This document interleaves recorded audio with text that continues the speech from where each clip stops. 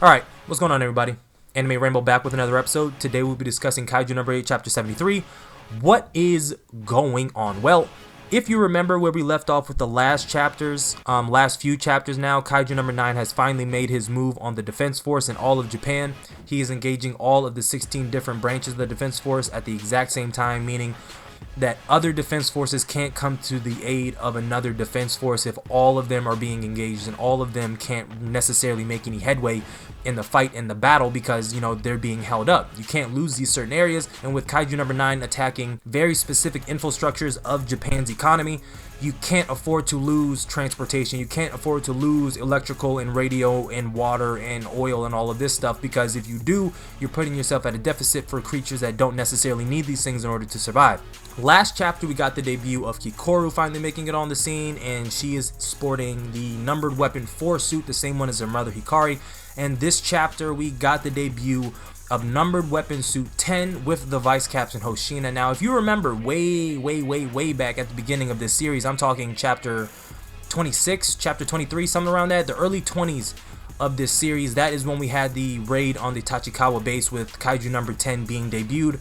He was defeated in that same arc revolving the raid on Tachikawa base, and he kind of just disappeared, right? We didn't even know if he was alive. Well, turns out he was being put through the Kaiju weapons process, and now that he has been made to fit the vice captain's very specific specifications, the fact that he is a miniature Kaiju slayer, we are seeing the suit debuted for the very first time this chapter, and you get to see firsthand the main problem with using Dai Kaijus as a weapon. If that sync process is not 100% there, you're basically a dead man. It is really by sheer luck, and I mean that literally, because what happened with the vice captain in this chapter was nothing but luck.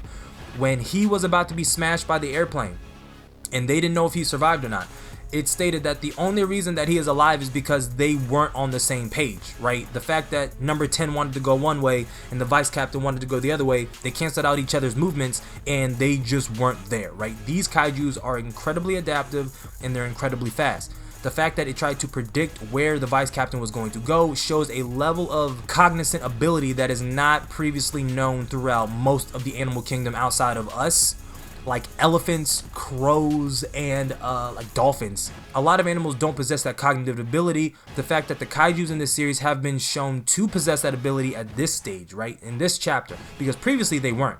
They were just basically animals, right? They didn't have this forward-thinking ability, so it's showing that Kaiju number 9's influence and his experimentation, whatever he's doing with Kaijus, is affecting not just Dai Kaijus, but it's also affecting the lower Yonju and Honju that are also there, making them more of a threat. So with that all being said, the suit for number 10 is liable to be decommissioned because number 10 seemingly can't allow someone else to take control. His fighting style and Hoshina's fighting style are two completely polar opposites. Hoshina is more tactical. He wants to get behind enemies, he wants to flank, he wants to go around underneath, he wants to exploit holes and weaknesses in the overall setup that these creatures are using. Number 10 does not want to do that. Number 10 is hit first, think later.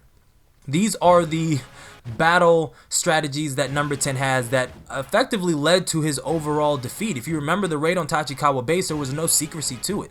He was 10,000 meters above it. He says we are above our target, and they dive bombed it, and it was an all-out raid that lasted, I could only imagine, 30 minutes, maybe an hour tops, right? This was not something that was long and drawn out.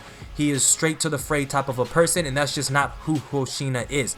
The reason that this is a problem is because if they're not 100% synced, it's shown that this chapter that these Dai Kaijus have the ability to overpower the will of the person that's using them.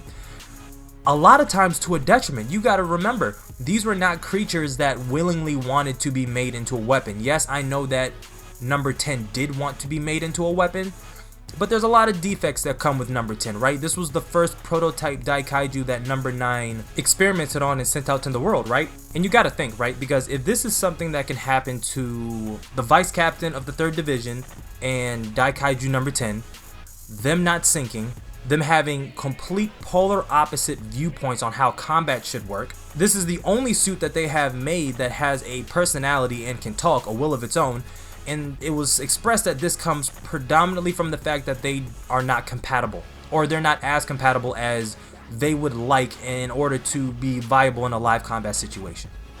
Okay? Things are going so bad for the vice captain. I mean, he really is about to die. I mean, it's to a point to where he had to give number 10 a pep talk and basically was like, look, if you don't allow me to run the show in this partnership here, I'm going to die and you're going to be decommissioned and destroyed.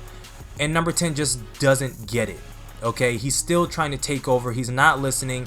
So the vice captain in this moment has to make a judgment call, right? He allows number 10 to take over. He basically says, hey, look, you're not listening and you're not doing it my way. We're not getting this correct. So we're going to do this your way. We're going to attack them head on. Have at it.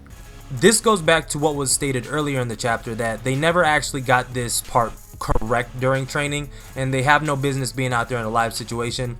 But given the circumstances and the fact that number 9 has done an all-out assault on the defense force and an all-out assault on the infrastructure, they had no choice. And then that's the end of the chapter. Now, a lot of speculation about what's going on. We get to see the full extent of Kaiju number 10's power and what he can do. I'm not sure. Does it fall in line with what we saw previously when he was fighting on his own, like matter manipulation, explosions, being able to control kaijus and things of that nature?